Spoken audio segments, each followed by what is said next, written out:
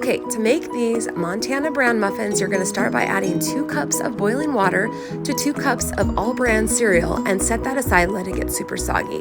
Then you're going to cream 1 stick of Crisco shortening along with 3 cups of sugar and 4 eggs. You can use a hand mixer or stand mixer for this. Whatever you have is great. Just make sure everything is incorporated and super creamy. Then you're going to chop up 1.5 cups of fresh dates and set those aside until the very end. Then in another bowl, add 5 cups of all-purpose flour, 5 teaspoons baking soda, and 1 teaspoon of salt. Then to your creamed mixture, add the remainder of the bag of All Bran cereal and set aside.